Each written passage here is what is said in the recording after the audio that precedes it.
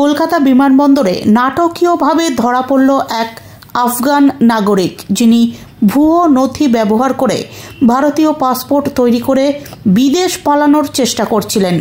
সোমবার গভীর রাত্রে কুয়ালালামপুর যাওয়ার উদ্দেশ্যে তিনি কলকাতা বিমানবন্দরে পৌঁছন। সিকিউরিটি চেকিংয়ের পর অভিবাসন দফতরে নথি যাচাইয়ের সময় আধিকারিকদের সন্দেহ হলে তাকে আটক করা হয়। তদন্তে উঠে আসে চাঞ্চল্যকর তথ্য। জানা যায়, কলকাতার বউবাজার চত্বরে থাকাকালীন ভুয়ো পরিচয়পত্রের সাহায্যে তিনি নাসির খান নামে ভারতীয় পাসপোর্ট তৈরি করেছিলেন। এছাড়াও তার কাছে আরও দুটি পাসপোর্ট পাওয়া যায়। একটিতে নাম এবি ওয়াহাব, যা তার মূল আফগান পাসপোর্ট, এবং সেই নামেই আফগানিস্তানে জারি রয়েছে লুকআউট নোটিশ।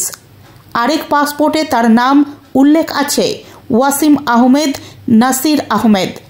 পুলিশ সূত্রে জানা যায়, ধৃত ব্যক্তি আফগানিস্তানের কাবুলের বাসিন্দা এবং বহুদিন ধরে ভুয়ো পরিচয়ে কলকাতায় আত্মগোপন করেছিল। একাধিক পাসপোর্ট রাখা এবং প্রতারণার মাধ্যমে ভারতীয় নথি সংগ্রহের অভিযোগে তাকে সোমবার রাত্রেই আটক করে অভিবাসন দফতর। পরে তাকে তুলে দেওয়া হয় বিধাননগর কমিশনারেটের SN CBI থানার হাতে।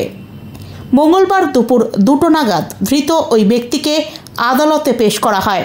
পুলিশ তার হেফাজত চেয়ে আবেদন জানিয়েছে।